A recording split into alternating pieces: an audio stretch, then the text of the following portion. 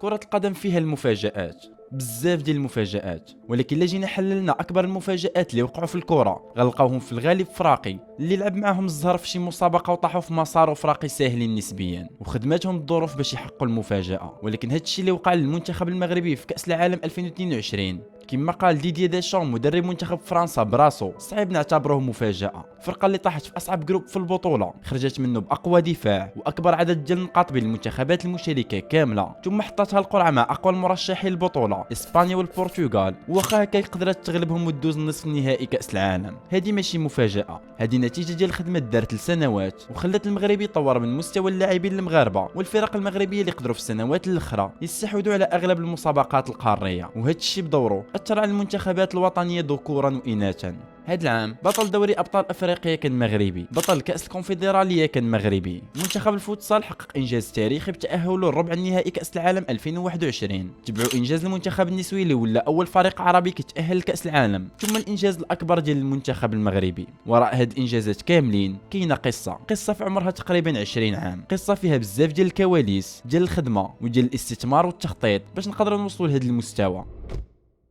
حنا في عام 2014 المنتخب المغربي وصل للحضيض، المنتخب اللي عجز المره الرابعه على التوالي انه يتاهل لكاس العالم من وراء التعادل ديالو مع غامبيا وخسارته مع تنزانيا ب3-1. المنتخب اللي من وراء ما كان كيخرج من المجموعات ديال كاس افريقيا هاد المره ما تاهلش ليها كاع، وصل للمرتبه 76 عالميا، وبان على ان هاد الجيل من الكره المغربيه ما غيقدر يعطينا حتى انجاز نرجعوا به الامجاد ديال اجيال الثمانينات والتسعينات في الكره. في هاد العام بالضبط غيوقع الحدث اللي غيقلب كره القدم المغربيه لسنوات القدام، لاول مره في تاريخ الجامعه الملكيه المغربيه ديال كره القدم، من وراء ما تعاقبوا على الرئاسه ديالها كولونيلات وجنرالات من الجيش المغربي تبعهم رجل الاعمال علي الفاسي الفهري. لاول مره غيتم تنظيم عمليه انتخاب الرئيس عنده خبره وكفاءه في مجال التسيير الرياضي، وهذا السيد كان هو فوزي القجع.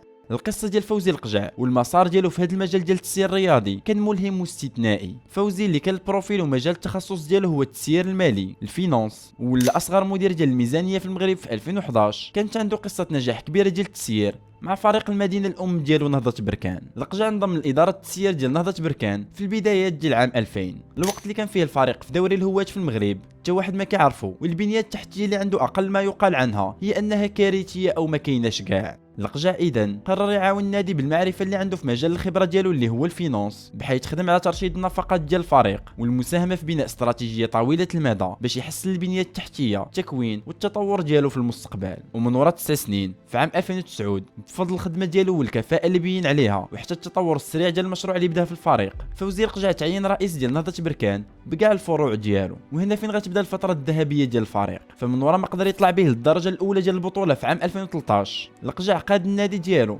للتألق على المستوى القاري والحصول على كأس الكونفدرالية في عامي 2020 و2022.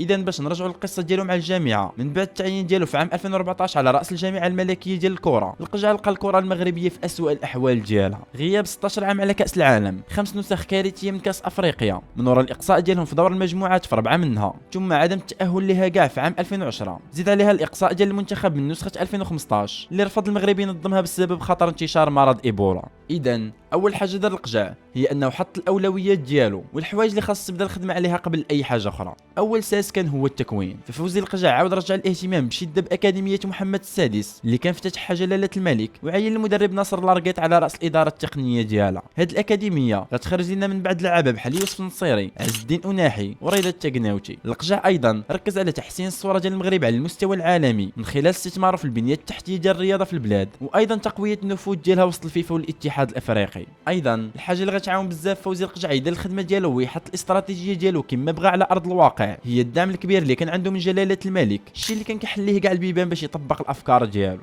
من وراء المرحله الاولى اللي حط فيها فوزي القجع الاساس ديال اعاده النهوض بالكره الوطنيه، بدا المرحله الثانيه اللي هي بناء منتخب مغربي قوي وقادر على المنافسه على الالقاب. القجع وقف كاع السياسات اللي كانت تقبل منه باعطاء الاولويه للاطار الوطني واللاعبين المحليين، وقرر ان الكفاءه هي اللي غتحكم وهي اللي غتقرر شكون هما الناس اللي غيقودوا المرحله الجايه ديال المنتخب الوطني. وهذا الشيء اللي خلاه يجيب ايرفي رونار، المدرب اللي ضاع الصيت ديالو بزاف في افريقيا في ذاك الوقت، وكان حقق 2 ديال الالقاب ديال كاس افريقيا من اخر 3 نسخ مع منتخبين مختلفين. مختلفين اللي هما زامبيا والكوت ديفوار. الخدمه ديال ايرفي رونار كانت هي اذا انه يوجد الكاس افريقيا 2017، وهذا الشيء من خلال التفاوض مع المواهب المغربيه متعددي الجنسيات بحال بوفالو واشرف حكيمي باش يقنعهم يختاروا يلعبوا للمنتخب الوطني المغربي. وفي عام 2017 غتبدا تبان النتائج ديال الخدمه ديال غونار من وراء التاهل للمنتخب الوطني ربع النهائي كاس افريقيا لاول مره منذ 2004 على حساب الكوت ديفوار، واللي كانت في ذاك الوقت هي المصنفه الاولى قاريا. وعاود تاهل لكاس العالم 2018 لاول مره منذ 20 عام على حساب نفس المنتخب. في عام 2018 المنتخب المغربي غيقدم عروض كبيره في كاس العالم ظهر بها متتبعي الكره في العالم كامل، ولكن هذا الاداء للاسف ما ترجمش للنتائج، الشيء اللي خلاه يسالي كمتديد ديال الترتيب في المجموعه ديالو وراء اسبانيا، البرتغال وايران اللي خسر معها في المباراه الافتتاحيه بهدف عكسي ديال عزيز بوحدوز.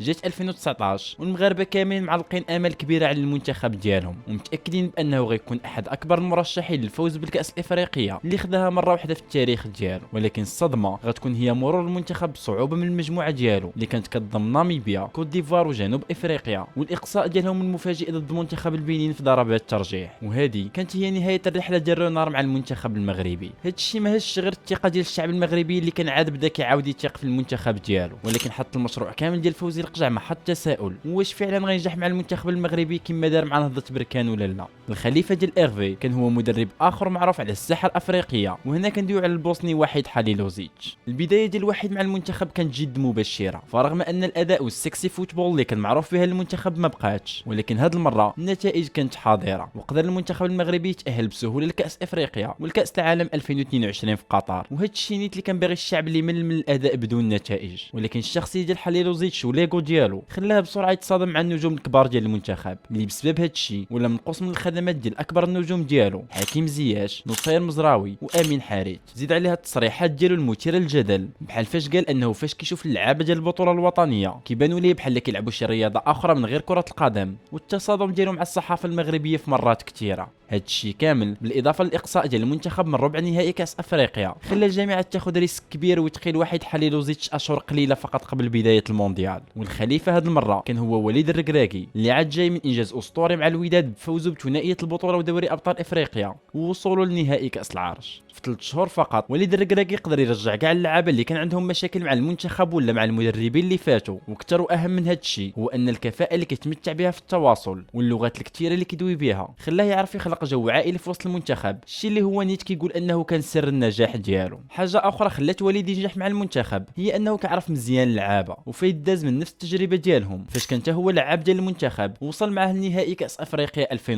وهذا الشيء كيخليه يتواصل معاهم ويفهمهم بسهوله. اذا من وراء التعيين ديال الركراكي كمدرب المنتخب الوطني التاثير ديالو ما تعطلش باش يبان. فمنذ المباريات الوديه اللي لعبها المغرب ضد كل من تشيلي، الباراغواي وجورجيا بدا كيبان انه طرا تحول كبير في وسط المجموعه وان المغرب غيدخل لكاس العالم بوجه جديد. وفعلا المنتخب المغربي وصل لكاس العالم بفرقه متكامله، حائط دفاعي صلب بقياده اكردو سايس، وفي الجنب ديالهم كل من حكيمي ومزراوي، خط وسط متكامل كيتكون من امرابط، املاح واناحي، وهجوم سريع وقادر يخلق الفارق في لي كونتراتاك بقياده زياش، بوفال ونصيري. هذا الشيء كامل خلى المنتخب المغربي يتاهل نصف نهائي كاس العالم 2022 ويقدم نسخه منه غيتفكرها التاريخ ديال الكره لسنوات كثيره جايه. الشعب كامل كيتسنى بالاستمراريه ديال هذه الخدمه والنتائج اللي غيديرها المنتخب في كاس افريقيا الجاي، لان مجموعه متكامله بحال هذه اللي في المنتخب الوطني المغربي دابا كتستاهل تخلي البصمه ديالها في استحقاقات كثيره جايه. هذا ما كان.